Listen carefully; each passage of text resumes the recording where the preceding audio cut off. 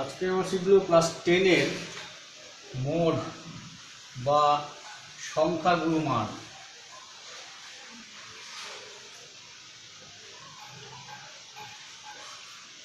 সংখ্যাগুরু মান শিখব। সংখ্যাগুরু মানের যে লিটারাল মিনিং সেটাতে বোঝা যাচ্ছে যে সংখ্যাটার গুরু অর্থাৎ বেশি বেশি সংখ্যায় থাকবে,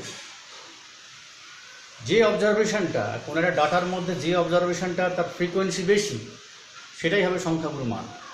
এবং এটা খুবই সহজ, বুঝতেও সহজ, কিন্তু কথা হচ্ছে যে অবিন্যস্ত ডাটা যদি থাকে পরিসংখ্যা দেখে বোঝা যাবে। যখন বিন্যস্ত ডাটা দেওয়া থাকবে, গ্রুপ ডাটা থাকলে তখন কিন্তু আমাদের একটা ফর্মুলা ইউজ করতে হবে। ফর্মুলাটা খুব সহজ আছে, আমি বুঝিয়ে দিচ্ছি, একটা উদাহরণ দিয়ে বোঝাবো। তাহলে আমি দেখতে পেলাম যে যে ডাটার মধ্যে যে বিভিন্ন অবজারভেশনগুলো দেওয়া থাকে তার মধ্যে যে ফ্রিকোয়েন্সিটা যেটা যতবার বেশি থাকবে সেটাই হবে সংখ্যাগুরু মান।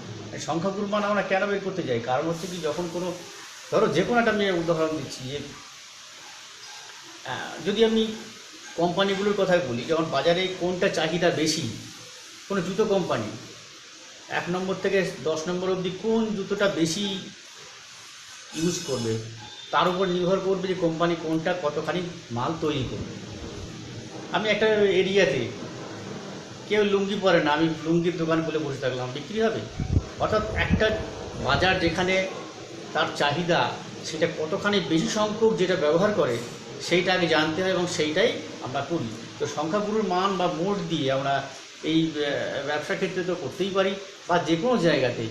আমি ক্লাসের মধ্যে তোমাদের ক্ষেত্রেও করতে পারি, যে সমস্ত স্টুডেন্টসদের মধ্যে যে যদি সবাই খুব ভালো ছাত্র থেকে থাকে তাহলে তাদের জন্য একরকম করতে হয়, সবাই মিডিয়াম থাকলে একরকম করতে হয়, সবাই যদি কম থাকে বা তাদের জন্য আর একরকম করতে হয়, বারবার পিছিয়ে গিয়ে বলতে হয়। এইরকম ধরনের সংখ্যাগুরু মানটা সমস্ত জায়গায় আমাদের জড়িত আছে, এটা আমাদের জানতে হবে এবং শিখতে হবে।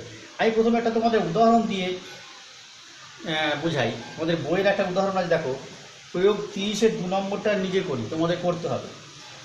দেখো, প্রয়োগ 30-এর একটা অবিন্যস্ত ডাটা দেওয়া আছে। প্রয়োগ 30-এর 2 নম্বরটা দেওয়া আছে, ডাটাগুলো এরকম আছে: 11, 27, 18, 16, 26, 18, 26, 13, 12, 9, 15, 4, 9 এটা দেওয়া আছে। তোমাদের 30 প্রয়োগের 2 নম্বর নিজে করি। এখন দেখো, এখানে এটা একটা ডাটা দেওয়া আছে, এর কী কী অবজারভেশনগুলো কী কী আছে দেখি আমরা। 11 একটাই আছে, 11 একটাই আছে, 27 একটাই আছে, 18 একটাই আছে, 26 একটাই আছে, 13 একবারই আছে, 12 এও একবার আছে, 9 দুবার আছে, 15 একবার, 4 সংখ্যাটা একবার আছে। তাহলে আমরা দেখতে পাচ্ছি যে এই যে ডাটা দেওয়া আছে এটা আনগ্রুপ ডাটা, অবিন্যস্ত। এর মধ্যে 9 সংখ্যাটি দুবার আছে, 9 দুইবার আছে, অর্থাৎ বেশি, পরিসংখ্যা বেশি, 9টা দুবার আছে, বাকি সবগুলো সংখ্যা একবারই আছে। তাহলে খুব স্বাভাবিকভাবেই এর সংখ্যাগুরু মান বা মোড ইজ ইকুয়ালস টু 9। এর একটা সংখ্যাগুরু মান আছে বলে এই তথ্যের এটা হলো এক ভূইষ্ঠক মানেও সংখ্যাগুরু মান, এক সংখ্যাগুরু মান সম্বলিত ডাটা এটা। এইবার ধরো আমি আরেকটা করছি, তোমাদের বইয়ের 30 প্রয়োগের 3 নম্বর যে এটাও নিজে করি। 3 নম্বর আনগ্রুপ ডাটা দেওয়া আছে। এক্ষেত্রে কী দেওয়া আছে? 102, 104, 117, 102, 118, 104,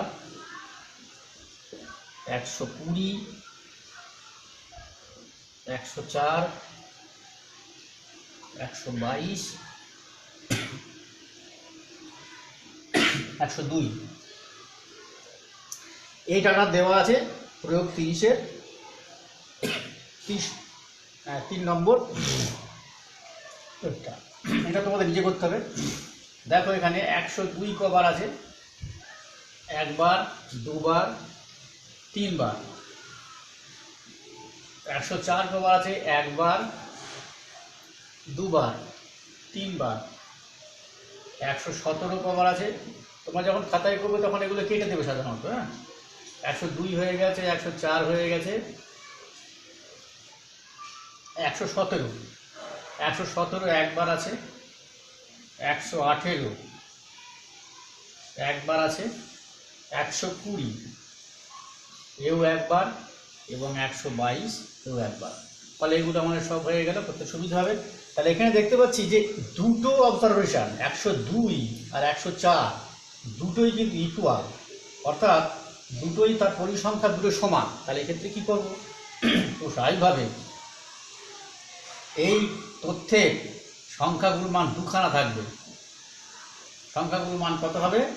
102, 104। তার মানে এই ডাটা যেটা দেওয়া আছে, এই যেটাকে বলা হবে যে দুখানা সংখ্যাগুরু মান সম্বলিত ডাটা এটা, অর্থাৎ দ্বিভূষ্টক বাইমোডাল বলা হবে। এটা ইউনিমোডাল, একটা আছে বলে ইউনিমোডাল বলা হয়, এক ভূষ্টক বিশিষ্ট মান। আর এটা হচ্ছে দুটো ভূষ্টক, অর্থাৎ দুটো সংখ্যাগুরু মান আছে বলে এটাকে বাইমোডাল বলা হয়।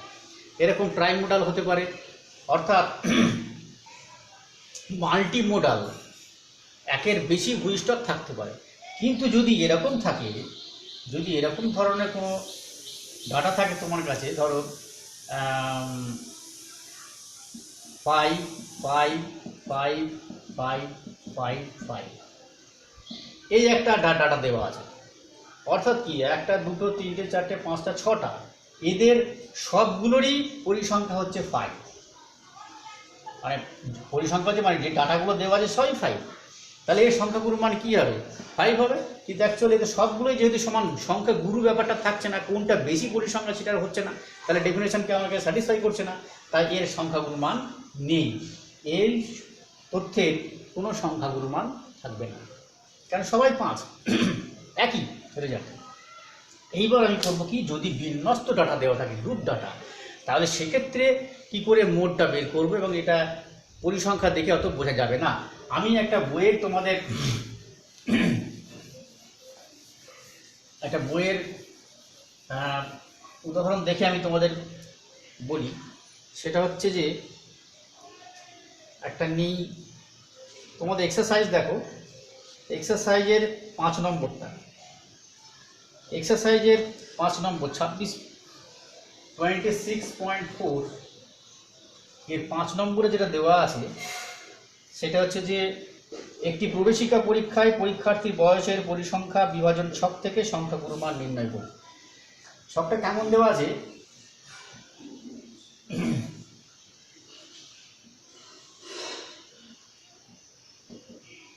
বয়স দেওয়া আছে আর পরীক্ষার্থীর সংখ্যা দেওয়া আছে। পরীক্ষার্থীর সংখ্যা দেওয়া আছে, বয়সটা বছরে দেওয়া আছে, পরীক্ষার্থীর সংখ্যা দেওয়া আছে 16 থেকে 18। 16 থেকে 18 বছরের বয়সের পরীক্ষার্থীর সংখ্যা হচ্ছে 45 জন। 18 থেকে 20 এই বয়সের পরীক্ষার্থীর সংখ্যা হচ্ছে 75 জন, 75। 20 থেকে 22 এই বয়সের পরীক্ষার্থীর সংখ্যা আছে 38 জন। 22 থেকে 24 এই বয়সের সংখ্যা দেওয়া আছে 22 জন। আরও একটা আছে 24 থেকে 26 এদের পরীক্ষার্থীর সংখ্যা দেওয়া আছে 20। এটা 2018 সালে এসেছিল তোমাদের মাধ্যমিক পরীক্ষায়। তো এইটা কটা দেওয়া আছে? 1, 2, 3, 4, 5খানা শ্রেণী দেওয়া আছে। এই শ্রেণীটাকে আমাদের কিছুই করতে হবে না, শুধু জাস্ট একটা ফর্মুলা ব্যবহার করব। সেই ফর্মুলা ব্যবহার করার ক্ষেত্রে আমি বুঝিয়ে বলছি। এল প্লাস, দেখো যখন আমরা ফ্রিকোয়েন্সি করতে থাকবো, এই ফ্রিকোয়েন্সি যখন করতে থাকবো তখন বিভিন্ন শ্রেণীর ফ্রিকোয়েন্সি, এইটাই বোঝার, আর কিছু নেই এখানে। এল প্লাস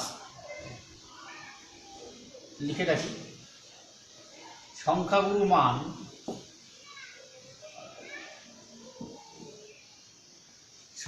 মান is equal to L plus f1 minus f0 by 2f1 minus f0 minus f2 into H, এই এইচটা এর সাথে গুণ। তারপর এবার এলটা কি, f1টা কি, f0টা কি, বা f2টা কি, বা এইচটা কি, এইগুলো জানতে গেলে আমাদের করতে হবে কি, মোডাল ক্লাসটা বের করতে হবে। প্রথমে আমি সংখ্যাগুরু মান শ্রেণীটা বলি। দেখো পরিসংখ্যা, এখানে যেগুলোর দিকে এখানে তাকাতে হবে, পরিসংখ্যার মধ্যে সব থেকে বেশি কোনটা, 75, 75 বেশি। তাহলে এই ফ্রিকোয়েন্সিটা যখন বেশি, এই শ্রেণীটা হবে মোডাল ক্লাস, অর্থাৎ এটা হবে সংখ্যাগুরু মান শ্রেণী। এই সংখ্যাগুরু মান শ্রেণীটা আমাদের প্রথমেই এই ডাটা, যেটা গ্রুপ ডাটা দেওয়া আছে, সেই অবজারভেশন থেকে আমাদের বের করতে হবে যে যার পরিসংখ্যা বেশি সেই শ্রেণীটাই হচ্ছে যে মোডাল ক্লাস বা সংখ্যাগুরু মান শ্রেণী। তাহলে এখানে আমি বলে দিই এলটা কি, এলটা হচ্ছে যে সংখ্যাগুরু মান শ্রেণীর নিম্ন সীমানা। সংখ্যাগুরু মান শ্রেণী নিম্ন সীমানা, নিম্ন সীমা। তার মানে আমাদের এই অঙ্কের ক্ষেত্রে এল ইজ ইকুয়াল টু হবে 18। এবার বলি f1টা কি, f1টা হচ্ছে যেটা সংখ্যাগুরু মান শ্রেণী তার পরিসংখ্যা। সংখ্যাগুরু মান শ্রেণী মানে এইটা, সেই শ্রেণীটা অর্থাৎ সংখ্যাগুরু মান শ্রেণীর পরিসংখ্যা। এবার বলবো f0টা কি, এটা হচ্ছে সংখ্যাগুরু মান শ্রেণীর, f0টা হচ্ছে সংখ্যাগুরু মান শ্রেণীর ঠিক পূর্ববর্তী শ্রেণীর পরিসংখ্যা। সংখ্যাগুরু মান শ্রেণীর ঠিক পূর্ববর্তী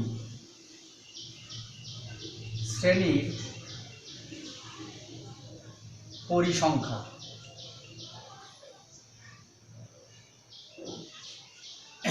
এবার আসছে f2টা কি, এটা হচ্ছে সংখ্যাগুরু মান শ্রেণীর তার ঠিক পরবর্তী শ্রেণীর পরিসংখ্যা, ঠিক পরবর্তী শ্রেণীর পরিসংখ্যা। আর এইচটা কি, এইচটা হচ্ছে সংখ্যাগুরু মান শ্রেণীর শ্রেণী দৈর্ঘ্য, class size of the model class. এই হলো এখানে যা যা ফর্মুলায় লেখা হয়েছে, সেই ফর্মুলার তার কি কি এদের পরিচয়গুলো এখানে দেওয়া আছে। এলটা কি, f1টা কি, f0 কি, f2, এইচটা কি। তাহলে আমাদের এই অঙ্কের ক্ষেত্রে এলটা কি, এখানে এল ইজ ইকুয়ালস টু হচ্ছে সংখ্যাগুরু মান শ্রেণী, কারণ এটা সব থেকে বেশি, তার নিম্ন সীমানা হচ্ছে যে 18। f1 কত, f1টা সংখ্যাগুরু মান শ্রেণীর পরিসংখ্যা, তাহলে 75। f0 কত, তার ঠিক আগের পরিসংখ্যা অর্থাৎ 45। f2 কত, ঠিক তার পরবর্তী অর্থাৎ 38। এইচ কত, এইচটা হচ্ছে সংখ্যাগুরু মান শ্রেণী তার পরিসংখ্যা প্লাস সাইজ 18, 20, তার মানে 20 থেকে 18 বাদ দিলে 2। তার মানে কি, এই যে এইচ সেটা সংখ্যাগুরু মান শ্রেণীর শ্রেণী দৈর্ঘ্য। পুরো গ্রুপ ডাটা যে ভিন্নস্ত তথ্যের কিন্তু শ্রেণী দৈর্ঘ্য নয়, অর্থাৎ সংখ্যাগুরু মান শ্রেণীর ক্ষেত্রে সংখ্যাগুরু মান বের করতে গেলে তাদের প্রত্যেকটা শ্রেণীর শ্রেণী দৈর্ঘ্য নাও সমান হতে পারে, কিন্তু আমরা কোনটা নেব, আমরা নেব এখানে যেটা সংখ্যাগুরু মান শ্রেণী তার শ্রেণী দৈর্ঘ্যটাই আমরা নেব। তাহলে এবার এটা সুতরাং সংখ্যাগুরু মান শ্রেণী, সংখ্যাগুরু মান ইকুয়ালস টু কত হচ্ছে 18 প্লাস f1 মিনস 75 মাইনাস বসিয়ে দাও 45 divided by 2 into f1 means 75 minus f0 45 minus 38 into 2। Calculate করো 18 প্লাস এটা হচ্ছে 30, 150 থেকে তোমার বাদ দেবে কত 150 থেকে বাদ দেবে কত 8 মানে 13, 3 হাতে 1, 4 3 7 আগে 8, এটা বাদ দাও 4 হাতে 1, 8 আগে 9, 6 15। দেখো এটা আসছে 67। This is equals to 18 plus 60/67, 60/67, 60/67টা আমরা করে নেব এখানে, এটা রাফে ব্যবহার করে রাফে ইউজ করবে। 67 60 কত আসবে, পয়েন্ট দিতে হবে 0, কতবার যাবে, যেহেতু খুব ক্লোজ 9 যাবেই, 9 যাবে, তার মানে 63, 3 হাতে 3 হাতে 6, 6 54, 6 60, অলমোস্ট 8 9, অর্থাৎ this is equals to 18 almost 9, অর্থাৎ এর পরে যেটা আসবে অর্থাৎ 8 9 আসবে, 9 আসবে না, এটা হবে 8 সামথিং এরকম আসবে। তাহলে এটা আমি বলতে পারি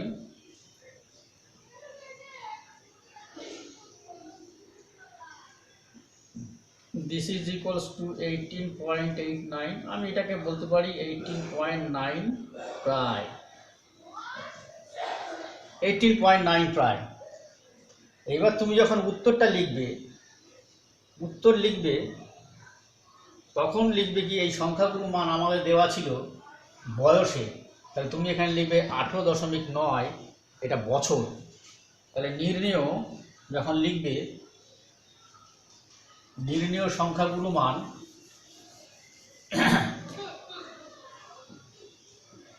যখন উত্তর লিখবে, নির্ণেয় সংখ্যাগুলো মান 18.9 ব্র্যাকেটে লিখবে প্রায় বছর, কারণ একক দেওয়া আছে। এই হলো মোড বা সংখ্যাগুলো মান শ্রেণী। সংখ্যাগুলো মানের কী করে বের করতে হয়, একটা উদাহরণ দিয়ে বললাম। এই ফর্মুলাটা ভালো করে মনে রাখবে, কোনটা কোনটা কী জিনিস সেটা মনে রাখবে, এবং এটা বের করা খুবই সহজ। আজকে তাহলে এই অবধি থাক, এরপরে অন্য একদিন আবার পরবর্তী ক্লাসে আমরা আসবো।